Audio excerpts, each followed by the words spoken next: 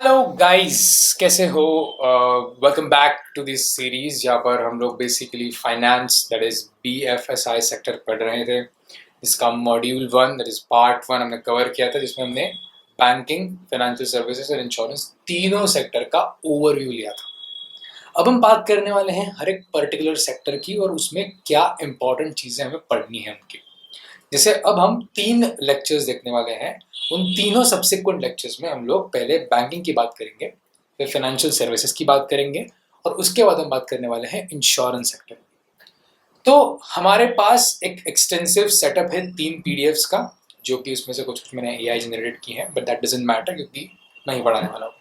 तो the thing is कि थोड़ा सेटअप अच्छा होगा इस बार। लास्ट टाइम मैं बहुत ही रॉ वीडियो शूट करके भेजा था क्योंकि टाइम का कंस्ट्रेंट था।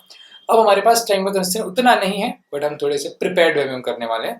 तो चलिए समझते हैं हमारे इस मॉड्यूल को। तो पहले थोड़ा सा सिलेबस का डिस्कशन करते हैं, उसके बाद हम बात करेंगे कि हमें पढ़ना कैसे है इस पूरे मॉड्यूल को। तो the thing is that lighting का setup it's perfect, I guess आपके लिए अच्छा होगा। इसमें it's the best thing I can have right now. I can do this as well. Wait, I'll show you. So this is a very party type of way to understand finance. Okay, this is just for joke, sarcastic way में ले लो इसको, it's fine. Sorry, that's how I am. Yeah. तो अब हम बात करने वाले हैं हमारे फाइनेंस की। जैसे आपके पास अभी सामने आपको एक PPT दिख रही होगी, that's your PPT, that's your good PPT by the way.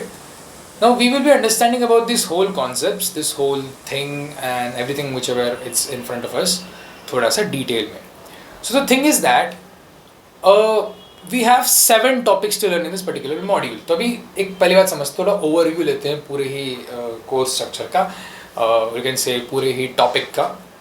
उसमें पहली बात समझो, हमें समझना है अब इंडिविजुअल सब सेक्टर के बारे में। जैसे BFSI is a complete sector, उसमें बैंकिंग, फाइनेंशियल सर्विसेज और इंश्योरेंस 3 सब सेक्टर आते हैं।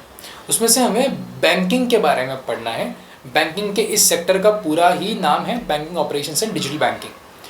तो banking operations and digital banking that is the sector that we have. उसमें हम बात करने वाले हैं बेसिकली कोर बैंकिंग सॉल्यूशंस की, AI को कैसे इनकॉर्पोरेट किया जाता है बैंकिंग में, सारे टॉपिक्स की। तो मगर मैं ऐसे ही बताऊँ उससे अच्छा आप सीधा सिलेबस ही देख लो। तो look at the screen we have right now. उसमें हम देख रहे हैं, देखो ये हमारे मॉड्यूल का ओवरव्यू है, राइट। इसमें हमें 7 टॉपिक इन टोटल पढ़ने हैं। कितने टॉपिक्स पढ़ने हैं हमें? 7 टॉपिक्स इन टोटल हमें पढ़ने हैं। पहला टॉपिक है हमारा कोर बैंकिंग सॉल्यूशंस, फिर है हमारा AI इन बैंकिंग। उसके बाद हम देखने वाले हैं NEFT, RTGS और IMPS जो हमारे पेमेंट मेथड्स हैं। उसके बाद हम देखने वाले हैं मोबाइल बैंकिंग और UPI का जो रिवोल्यूशन इंडिया में हुआ था ये। इसके बाद हम देखने वाले हैं लोन प्रोडक्ट्स और थोड़े से KYC नॉर्म्स के बारे में पढ़ेंगे। एंड आखिरी में हमें देखना है रिस्क मैनेजमेंट और जो RBI के नॉर्म्स होते हैं फॉर बैंकिंग सेक्टर।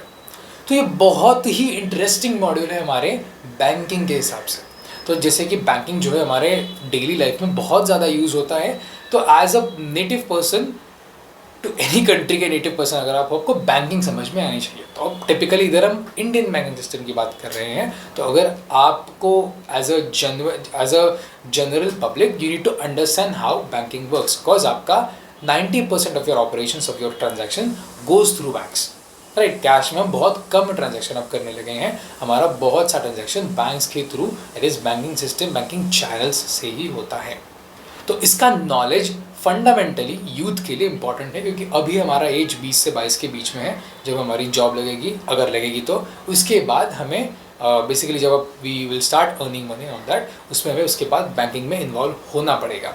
तो किसी भी सेक्टर में आप हो, कौन सी भी जॉब कर रहे हो, आपको बैंकिंग का नॉलेज, जो बेसिक नॉलेज होता है वो अच्छे से आना चाहिए। And if you are working in a fintech company, for example आप किसी company K fintech particular section में काम कर रहे हो, तो वह उधर आपको बैंकिंग के जो पेमेंट मेथड्स एंड हैं उनकी जानकारी होनी चाहिए। जैसे आपके NEFT, RTGS, IMPS and mobile banking और UPI हो गया, तो उसका बेसिक अंडरस्टैंडिंग वेरी इंपॉर्टेंट है। इसलिए इस पूरे टॉपिक को आप फाइनेंस के हिसाब से, सॉफ्टवेयर के हिसाब से और एक जनरल नॉलेज के हिसाब से भी पढ़ सकते हो। आपके लिए बहुत ही बढ़िया रहेगा। मैंने बहुत कम टाइम में बहुत ज़्यादा बोल दिया है, but still it has to be fine, क्योंकि अब हम समझने वाले हैं एक एक चीज़ के बारे में। तो चलिए शुरू करते हैं हमारे इस मॉड्यूल को। तो अब द थिंग इज़ दैट हमें स्टार्ट करना है with core banking solutions. What is core banking solutions? We have 3 PDF by the way. मैं आपको दिखाता हूँ कौन कौन से वो PDFs हैं. तो दिस इज़ समथिंग जो मैंने क्लॉड से जनरेट करवाई थी, तो उसमें भी इसने ओवरव्यू टाइप कंटेंट दिया है. अब इस PDF को पूरा पढ़ सकते हो if you want you can read this whole PDF. मैं सबके ड्राइव लिंक नीचे दे दूँगा, जाओ डाउनलोड कर लो and yes you can actually go through all the PDFs. That is very much. This PDF is actually हमारे जो फाइनेंस के टीचर हैं VS Gaikwad sir. I am actually studying in PICT. तो या so he was our not our teacher, मेरे division मेरे एडिसन division के टीचर थे. तो उन्हीं की भी PPT है, मैं उसको रेफर कर रहा था actually. So I have this PDF as well. You can use that PDF to understand all those concepts. So yeah, shout out to our sir PS Gaikwad. And yeah, let's start with the topic. This is something which is actually very important. हमें इधर इस चीज़ के बारे में start करना पड़ेगा. तो the thing is that हम बात करने वाले हैं पहले कोर बैंकिंग सॉल्यूशंस की. इसके नीचे क्या लिखा है एक बार देख लो. This is something which is very important. लिखा है कि CBS का आर्किटेक्चर हमें समझना है, what is real time processing हमें समझना है, और हमें इंडियन प्लेटफॉर्म्स लाइक फिनैकल और BANCS के बारे में सीखना है. This is something which is very optional to learn, but फिर भी मैं पढ़ा रहा हूँ क्योंकि मेरे पास टाइम है. If you want to skip that but you can do that. But अगर आप एग्जाम में इसके बारे में आंसर लिखोगे तो एनी डे अच्छा ही होगा आपके लिए. तो चलिए हम थोड़ा सा CBS के बारे में देखते हैं. तो हमारी ये PDF, we do have this PDF. पहले हम हमारे इस मॉड्यूल के PDF को रेफ़र करते हैं और उसके बाद हम बात करेंगे हमारे मेन टॉप की. तो पहले हम समझते हैं कोर बैंकिंग का एक AI जनरेटेड PDF ChatGPT वाली भी मैंने नीचे ड्राइव में डाली है, उसको भी रेफ़र करना है आपको क्योंकि वो बहुत ही ज़्यादा इंपॉर्टेंट PDF है. क्योंकि उसके अंदर बहुत ही शॉर्ट में एक्सप्लेनेशन है, बहुत ही ईजी वर्ड्स में. तो मैं तो दूंगा ही ऑब्वियसली, बट अगर आपको बाद में जब पढ़ना है तो यू कैन डू दैट. तो हम बात करते हैं अब कोर बैंकिंग सॉल्यूशंस की. What is core banking solution, पहले उसे देखते हैं. देखो पहले होता क्या था पुराने ज़माने में, जिसे हम बोलते हैं what used to happen was, मगर मेरे पास इधर दिखाने के लिए अच्छा है तो मैं दिखा सकता हूँ. वेट नो ओके ठीक है. आई गेस थोड़ी सी इमेजेस वगैरह होंगे. आई गेस अगर मेरा ChatGPT चल रहा होता तो मैं ज़रूर दिखाता, अभी वो चल नहीं रहा. बट थोड़ा सा ओवरव्यू से मैं समझाता हूँ आपको कैसे वर्क करता है. देखो कोर बैंकिंग सोल्यूशन जिसे हम CBS कहते हैं, इसका इम्पोर्टेंस क्या है उसके बारे में बात करेंगे. थोड़ा सा मैं आपको थियोरेटिकल PPT पहले दिखाता हूँ, उसके बाद हम AI जनरेटेड जो थोड़ी सी इमेजेस वाली PPT उसको देखेंगे. Yes so CBS stands for core banking solutions. तो पहले क्या होता था, थोड़ी कहानी समझो. पहले बैंक्स जो थे वो ब्रांच वाइज ऑपरेट किए जाते थे. मतलब हर एक ब्रांच में उस ब्रांच के कस्टमर्स का डेटा होता था, विच is very logical and intuitive. But the thing is that जो ऑपरेशंस होते थे, एक पर्टिकुलर कस्टमर अपने सारे ट्रांजैक्शंस जो भी उसको बैंकिंग के ऑपरेशंस करने हैं वो बस उसी बैंक के ब्रांच में, जिस ब्रांच में उसका अकाउंट है उधर ही कर सकता था. समझ रहे हो? तो द थिंग वाज कि अगर आप मान लो मुंबई में हो, आज का सिनेरियो पकड़ते हैं और इसके इशू को समझते हैं. फॉर एग्जांपल अभी आप पुणे में हो एंड यूर इन पुणे में आपने एक ट्रांजैक्शन किया. मान लो आप पुणे में कैनरा बैंक में आपका अकाउंट है, या फिर HSBC में अकाउंट है, या फिर HDFC में अकाउंट है फॉर एग्जांपल. अगर ये कोर बैंकिंग सोल्यूशन नहीं होता तो क्या केस हो सकती थी वो समझते हैं पहले. देखो अगर ये कोर बैंकिंग वाला केस नहीं होता तो आपको करना क्या पड़ता, आपको हर जो ब्रांच है उसमें आपका एक एक अकाउंट होने की ज़रूरत थी उस केस में.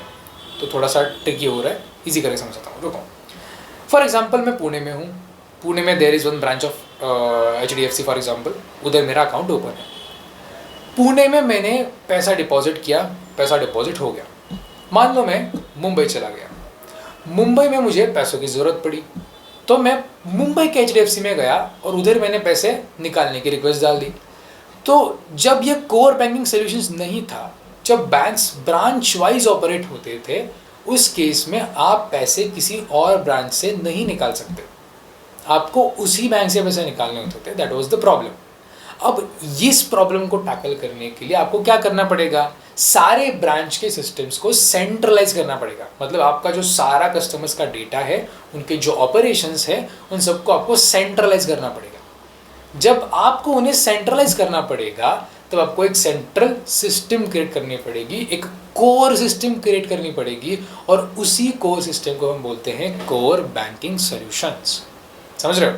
तो इस सिस्टम में बेसिकली क्या है, थोड़ा सा रीड करके देखते हैं। Core banking services refer to a centralised banking system that allows banks to deliver services to customers in real time across all branches and across all digital channels through a single integrated platform। बहुत सी चीज़ें लिखी हैं, आपको आराम से समझाता हूँ। देखो, द थिंग इज दैट, तो ये जो प्रॉब्लम हमने देखा कि मैं किसी और ब्रांच में जाके मेरे बैंकिंग के ऑपरेशंस नहीं कर सकता जब तक वहाँ पर भी मेरा अकाउंट नहीं है, तो दिस इज समथिंग जो बहुत ही इनएफिशिएंट सिस्टम को दिखाता है। तो जब बैंकिंग का बेसिकली कैन से कंप्यूटराइजेशन हो रहा था, बैंक में कंप्यूटर्स को इंजेस्ट किया जा रहा था, एट दैट टाइम जो ये कोर बैंकिंग सोल्यूशन से ये सिस्टम डेवलप हो रही थी। तो आइडिया क्या था कि एक कस्टमर भारत के, फॉर एग्जांपल अगर HDFC बैंक को ले, वो भारत के किसी भी ब्रांच में जाके अपना बैंकिंग का ऑपरेशन कर सकता है। अब बैंकिंग का जनरल ऑपरेशन होता क्या है समझो। फॉर एग्जांपल अगर आप कैश का डिपॉजिट कर रहे हो, कैश का विथड्रॉल कर रहे हो, अगर आपको FD ओपन करनी है, उसका बैलेंस चेक करना है, अगर आपको कोई बैंक अकाउंट ओपन करना है, अगर आपको कुछ भी चीज़ करनी है, you have to go to a branch of a particular bank, right. अब आप उसको ऑनलाइन भी कर सकते हो, उसे हम ऑनलाइन ब्रांच कहते हैं। But the thing is that, अगर मुझे मान लो मैं पुणे में था, सेम एग्जांपल लेते हैं, अगर मैंने उधर पैसा डिपॉजिट किया और मैं मुंबई में चला गया और मुझे पैसों की अचानक ज़रूरत पड़ी इन कैश फॉर्म, तब I have to I should be able to withdraw that money from that particular branch, क्योंकि बैंक तो एक ही है। तो इसलिए core banking solutions, core banking system की शुरुआत हुई थी। So the thing is that, उसका मतलब क्या है समझो। ये रिक्शा अभी गई और बहुत ज़्यादा आवाज़ किया इसने, ठीक है। तो इसका मतलब क्या है समझो, it's very fine. So the thing is that, इसका मतलब क्या है समझो कि मैं किसी भी बैंक के किसी भी फॉर एग्जांपल, तो इसका मतलब क्या है कि मैं एक पर्टिकुलर बैंक में, फॉर एग्जांपल मेरा अकाउंट है, तो मैं कहीं भी मेरे विथड्रॉल और कहीं भी मेरा डिपॉजिट कर सकता हूँ। मेरा बैलेंस जो है वो सही से अपडेट होगा। अब इसके लिए रिक्वायरमेंट्स क्या हैं आपकी, ये सब रियल टाइम में होना चाहिए। रियल टाइम का मतलब है कि जब भी ट्रांजैक्शन हो उसके विदिन आधे घंटे के बीच में तो होना ही चाहिए वो, तो इंस्टिंक्टिवली होना चाहिए, नॉट इंस्टिंक्टिवली, हाँ एग्जैक्टली, इंस्टेंटली होना चाहिए वो। So the thing is that, ये होने के लिए इम्पॉर्टेंट क्या है। द थिंग इज, एक मिनट में इसको ऑन करता हूँ। So the thing is that, what is important for this, important है कि आपका जो डेटाबेस है जहां पर सारे कस्टमर्स को स्टोर किया जा रहा है वो कॉमन, वो सेंट्रलाइज होना चाहिए। अगर वो सेंट्रलाइज है और उस डेटाबेस से अगर सारे बैंक के ब्रांचेस डेटा को एक्सेस कर रहे हैं तो उनको सेम रियल टाइम डेटा मिलेगा।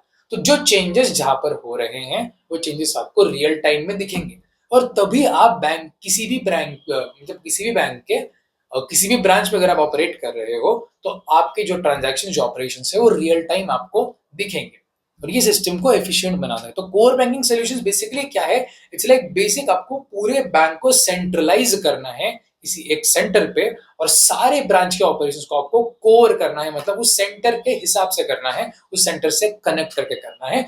ये बेसिकली आपके सिस्टम को बहुत ज्यादा एफिशिएंट बनाता है। समझ रहे हो?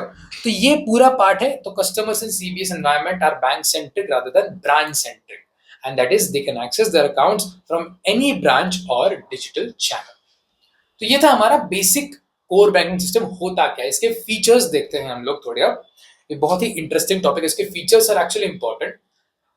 5 फीचर्स हम इधर देख रहे हैं एंड विल सी फिर उस PDF में हमारे पास क्या है उस के समझने के लिए। पहली फीचर है कि इसका सेंट्रलाइज्ड डेटाबेस है। सेंट्रलाइज्ड डेटाबेस का मतलब है कि सारे कस्टमर्स और उनका जो ट्रांजैक्शन डेटा है वो सेंट्रलाइज्ड है, किसी एक डेटाबेस में रखा है। अब उसका actual implementation depends on the tech requirements. अगर आपको एक इतना लोड एक जगह मैनेज नहीं होता तो आप उसमें सर्वर्स को डिस्ट्रीब्यूट कर सकते हो, लेकिन उन सबको कनेक्टेड रख सकते हो। बस आपको लोड को डिस्ट्रीब्यूट करना है, जो रिक्वेस्ट का लोड आता है उसको डिस्ट्रीब्यूट करना। दैट इज कंप्लीटली टेक्निकल, जो हमारे इस सिलेबस में नहीं आता, बट जस्ट टू अंडरस्टैंड, ये हम एक सेंट्रल सर्वर पे ऑपरेट करेंगे। तो इसका जो डेटाबेस है वो एक सेंट्रलाइज सिस्टम है, इंश्योरिंग कंसिस्टेंसी। इसमें एक चीज आपको इंश्योर करनी होती है, वो है डेटा में कंसिस्टेंसी एंड रियल टाइम। जब आप DBMS करते हो, there is one thing called acid based property, तो उसमें आपको consistency is something which is very important. Database में अगर कंसिस्टेंसी नहीं हुई, फॉर एग्जांपल अगर मैंने कहीं और किसी ने फॉर एग्जांपल मेरे अकाउंट में पैसे भेज दिए और मैंने पैसे को कहीं से निकाल लिया और एट द सेम टाइम किसी और ने पैसे भेज दिया, तो ये तीनों ट्रांजैक्शन है वो सीक्वेंस में होने चाहिए। और जब वो ट्रांजेक्शन हो रहे हैं, जब हमारा डेटाबेस में डेटा अपडेट हो रहा है, उसमें इनकंसिस्टेंसी नहीं चाहिए। समझ रहे हो? फॉर एग्जाम्पल हमारे पास 1000 रुपए थे, मैंने पहले 500 रुपए निकाले, फिर किसी ने मुझे 1000 रुपए भेजे, तो मेरे पास अब 1500 रुपए है, और उसमें से फिर मैंने 700 रुपए निकाले, तो मेरे पास अभी 800 रुपए है। तो ये जो ट्रांजैक्शन है एक सिक्वेंस में होने चाहिए, सही ऑर्डर में होने चाहिए, और हर ट्रांजैक्शन को जो डेटा मिल रहा है वो रियल टाइम अपडेटेड डेटा होना चाहिए। That is consistency in the database. तो ये पहला फीचर हो गया। दूसरी बात है एनीवेयर बैंकिंग। तो कस्टमर्स अब कहीं भी डिपॉजिट कर सकते हैं, कहीं भी विदड्रॉ कर सकते हैं, कहीं भी फंड ट्रांसफर कर सकते हैं from any branch. That is making your job convenient. इसके बाद ये ये सिस्टम एटीएम, इंटरनेट बैंकिंग और मोबाइल बैंकिंग को इनेबल करता है। तो एटीएम का जो होल सिस्टम ही है वो सीबीएस के बाद आया था। लाइक ये सिस्टम लाइक उसके पहले भी था, बट सीबीएस के बाद ये सिस्टम बहुत ही प्रोफाउंड हुआ। फिर आपके पास वीजा, मास्टर कार्ड जैसी कंपनीज आई जो सेंट्रलाइज डेटा को स्टोर करने लगी। फिर आप किसी भी बैंक का अकाउंट आपका हो, अगर आपके पास उसका कार्ड है तो you can actually go and withdraw money. So that is also another thing जो हमारे बैंकिंग सेक्टर को रिवोल्यूशनलाइज किया है। Third thing is real time processing. Real time processing मतलब ट्रांजैक्शन जो है हमारे इंस्टेंटली अपडेट होने चाहिए, विच इज ऑब्वियस। और ये जो डिलेज है और रिकंसिलेशन जो है, इसके जो एरर्स है उनको रिड्यूस भी करता है। जो हमारे बैंकिंग में डिलेज होते हैं उसको रिड्यूस करता है ऑब्वियसली, क्योंकि if you look at this, ये मैन्युअली नहीं हो रहा, ये आपके पास ऑटोमेटिक प्रोसेस है और आपके पास सेंट्रलाइज डेटाबेस है, तो इसका जो अपडेशन होगा वो भी रियल टाइम होगा और क्विक होगा। That is another thing. उसके बाद है मल्टी चैनल इंटीग्रेशन और स्केलेबिलिटी एंड सिक्योरिटी। देखो सीबीएस क्या कर रहा है, आपके डिफरेंट डिफरेंट चैनल्स को भी इंटीग्रेट करता है। जैसे आपका एटीएम हो गया, आपका यूपीआई हो गया, आपके डेबिट कार्ड्स, क्रेडिट कार्ड्स हो गए, आपका इंटरनेट बैंकिंग हो गया, मोबाइल। फॉर एग्जांपल देखो कैसे, अगर आपके पास अभी फॉर एग्जांपल मेरा अगर कैनरा बैंक में अकाउंट है, उसका एक ऐप आता है कैनरा AI1। फॉर एग्जांपल मेरा आईसीआईसीआई बैंक में अकाउंट है, उसका भी एक ऐप आता है आईसीआईसीआई बैंक का, एचडीएफसी बैंक अपना एक मोबाइल ऐप आता है। उन एप्स पे आप अपने डेबिट कार्ड्स को कंट्रोल कर सकते हो, आप अपने क्रेडिट कार्ड्स को कंट्रोल कर सकते हो, आप यूपीआई पेमेंट कर सकते हो, आप मोबाइल बैंकिंग कर सकते हो, आप एनईएफटी ट्रांजैक्शंस, आईएमपीएस ट्रांजैक्शंस कर सकते हो। उसके बाद उनकी एक अलग अपनी इंटरनेट सर्विस भी होती है, इंटरनेट बैंकिंग की भी सर्विस होती है। तो ये सारी डिफरेंट चीजें उनको भी चैनलाइज करने का काम आपके मल्टी सीबीएस ने किया है। तो बेसिकली इसने सारे ही सिस्टम को रिवॉल्यूशनाइज कर दिया है। तो CBS is not only focusing on कि आप कहीं भी ट्रांजैक्शन कर सको, कहीं भी विथड्रॉल डिपॉजिट कर सको। It is not only focusing on that, it is also focusing on which it is also focusing on integrating different channels.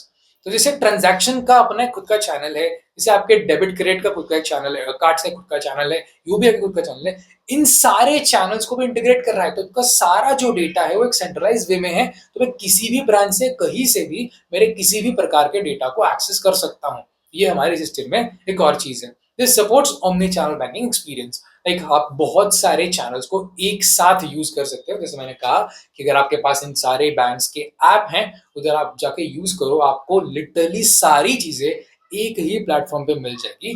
This is the फायदा of our core banking systems. अब हमारा आखिरी core banking का feature देखते हैं, जो है हमारा स्केलेबिलिटी वाला feature.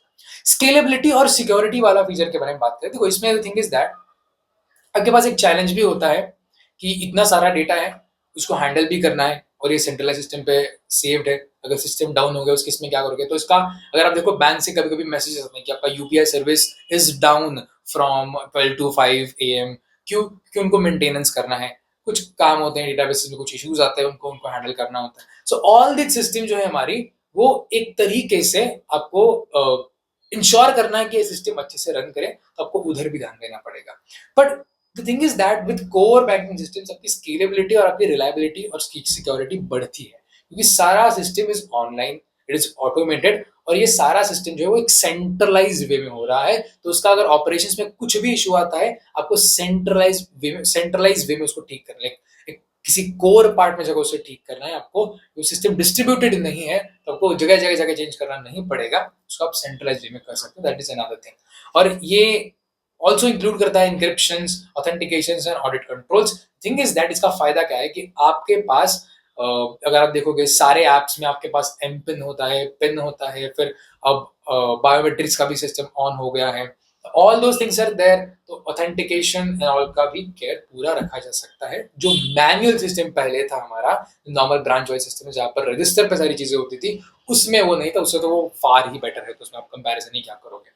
So that is our core banking system. इसमें एक पार्ट बचा है, देखो, benefits of core banking system for banks and for customers. इसको एक बार बस रीड करेंगे, ऑलमोस्ट हमने सारे कवर कर लिए हैं, ऑलमोस्ट 20 मिनट में हमने इस पार्ट को कवर भी कर लिया है, तो अच्छा ना गुड थिंग। देखो, पहला बैंकिंग का फायदा क्या है, रीड करो मेरे साथ। It's like improved operational efficiency. Obviously operational efficiency आपकी इंप्रूव कर रही है क्योंकि आपके पास सारी सिस्टम ऑटोमेटेड है।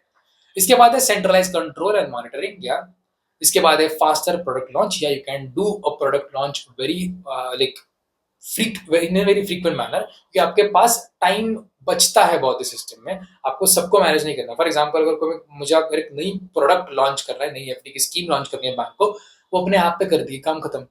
पहले जैसा नहीं, आपको हर जगह जाके हर ब्रांच में उसको अनाउंस करना है, तो उसमें टाइम लगता था, मैन पावर लगती थी। अब ये सिर्फ एक सिस्टम के द्वारा हो रहा है। इसके बाद है better risk and compliance management. Yes, क्योंकि जो आरबीआई के norms and all those things हैं, इसमें बहुत अच्छे से आप उनको मॉनिटर कर सकते हो, क्योंकि हमारे आपके पास एडवांस कंप्यूटर सिस्टम्स हैं, आपके पास अब तो एआई भी है जो इन सारी चीजों को मॉनिटर कर सकता है। कस्टमर्स के लिए फायदा क्या है, उनका कन्वीनियंस है, फास्ट सर्विस उनको मिल रही है, फिर access to digital bank channel, मतलब आप एक डिजिटल वर्ल्ड का पार्ट बन रहे हो, आपको बहुत सी चीजें ऑनलाइन करने को मिल रही है, तो आपको बाहर जाना नहीं पड़ रहा ज्यादा, you can actually stay in your house and do the work. And इसके बाद है uniform service quality across branches. Like आप सेम सर्विस को किसी भी ब्रांच में डिमांड कर सकते हो, क्योंकि सिस्टम इज सेंट्रलाइज, तो सबके पास सेम चीजों का सारा एक्सेस होगा। कहीं भी जाओ, किसी भी ब्रांच में जाओ, कितनी भी रिमोट ब्रांच हो, उधर वो सर्विस आपको मिलेगी ही। So these were the benefits of the core banking system. एक चैलेंजेस का पार्ट देखते हैं हम। What are the challenges? Let's understand about what are the challenges for core banking solutions. तो इसमें जैसे बीच बीच में बोला भी था कि इतना बड़ा डेटा है ना, आपको सिक्योरिटी का थ्रेट भी हो सकता है। अगर किसी ने डेटा ब्रीच करवाया और लोगों के डेटाज अगर हैक हो गए, तो उस केस में आपको उस डेटा को प्रोटेक्ट करना पड़ेगा। That is another thing.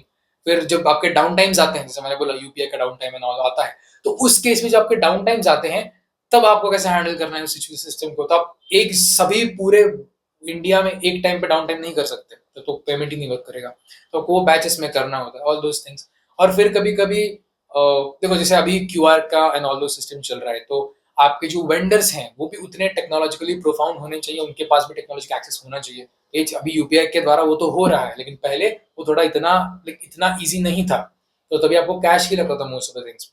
तो यूपीआई के द्वारा वो अच्छे से हो रहा है, but still it's a managing, it's a thing which we have to work on India में, क्योंकि हमारे पास इंफ्रास्ट्रक्चर अभी ग्रो कर रहा है साथ साथ। तो या उस केस में भी ये एक अनदर चैलेंज है, लेकिन yeah it is completely solvable. You have high implementation and migration होगा। ऑब्वियसली आपके पास इतने बड़े बड़े डेटाबेस, उसके कॉस्टिंग बढ़ेगी, ऑल दोस थिंग्स आएगा, तो आपको उसके मैनेजमेंट के लिए लोग रखने पड़ेंगे, उनकी कॉस्ट अलग होगी, और फिर जो डेटा उसके सेंटर्स हैं उनके लिए आपको पैसा देना पड़ेगा, तो ऑल दोस थिंग्स मैटर करती हैं। But it is in a very positive way, वो मैनेजेबल है। और अभी जितने चीजें हमारे पास सर्विसेज अवेलेबल हैं, ये सारी चीजें टैकल आराम से हो सकती हैं, बस इसके टैकल में आपको अच्छे से दिमाग यूज करना पड़ेगा। That's all you have, right? So this is about the core banking system. अब इधर एक पर्टिकुलर चार्ट आपको दिख रहा होगा स्क्रीन पे, which is basically about the traditional banking and core banking solutions. देखो,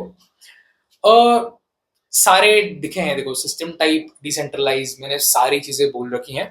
if you want you can read this all. इसमें द थिंग इज दैट जो भी मैंने बोला आपको सेंस इधर जरूर बनाएगा, अगर आपने अच्छे से सुना है, जो कि सुना ही होगा आपने ऑब्वियसली। तो yeah this all system we have, that's another good thing. Now इसके बाद हम बात करने वाले हैं एआई इन बैंकिंग की। उसके पहले हम लेते हैं 5 मिनट का एक ब्रेक। तो एक बात बची थी जो मैंने कहा था कि हम लोग जो दूसरी पीडीएफ है उसको रेफर करेंगे, थोड़ा इंटरेस्टिंग पार्ट है उसके ऊपर। कोर बैंकिंग सॉल्यूशंस का देखो, ये पार्ट जो अभी स्क्रीन पर दिख रहा है, इसमें देखो CBS stands for centralize online banking real time system. तो जो भी हमने पूरा एक्सप्लेन किया, सारी चीजें हैं। ये जो डायग्राम है ये भी इंपॉर्टेंट है, देखो इस डायग्राम को थोड़ा। इट शोइंग लाइक आपका जो डेटा लेयर है, या आपका डेटा लेयर है, आपका प्रेजेंटेशन लेयर है, आपका एप्लीकेशन लेयर है। तो डेटा लेयर आपके बहुत ही सेंट्रल पार्ट में है, उसके ऊपर आपका एप्लीकेशन लेयर है जहाँ पर आपका ट्रांजैक्शन का प्रोसेस एंड ऑल दोज होता है, और उसके बाद आपका प्रेजेंटेशन लेयर मतलब का यूआई, जहाँ से लोग इसको एक्सेस कर रहे हैं, राइट? इसके कैरेक्टरिस्टिक्स भी पता है। ये इंटरेस्टिंग पार्ट है, इसको देखो। This is something which is very interesting. Indian CBS platforms, Finacle, BANCS और फ्लेक्स क्यूब, ये 3 प्लेटफॉर्म जो है जो Indian central banking solution systems को सपोर्ट करते हैं। तो हमारी जो बैंक्स हैं, CBS bank is a completely technological part. तो ये कोई IT सर्विसिंग कंपनी ही बना सकती है, जैसे आपके पास इन्फोसिस, TCS, ओरेकल ही हो गई। तो इन्फोसिस का एक जो सिस्टम है वो है फिनेकल, जो SBI और कैनरा बैंक यूज करते हैं। तो ये इन्फॉर्मेशन के लिए बहुत इंपॉर्टेंट है आपको। You have BANCS which is developed by TCS, जो यूज किया जाता है बैंक ऑफ बड़ौदा और यूको बैंक के द्वारा। और थर्ड है जो हमारा है फ्लेक्स क्यूब, जो ओरेकल का डेवलप्ड है, और this is widely used in private sector bank. जो हमारी बाकी प्राइवेट सेक्टर बैंक्स जैसे HDFC, ICICI and all those banks, they are using Flexcube. तो इसे एग्जाम में आप लिख सकते हो कि CBS के कुछ सॉल्यूशंस जो बैंक्स के लिए डेवलप किए गए थे, और जो बैंक्स अभी यूज कर रहे हैं, कौन से बैंक को सिस्टम की यूज कर रहे हैं, ये 3 एग्जांपल आप ले सकते हो। सो that is another thing which is very important for us. अब हम मूव ऑन करते हैं EI इंटीग्रेशन पर।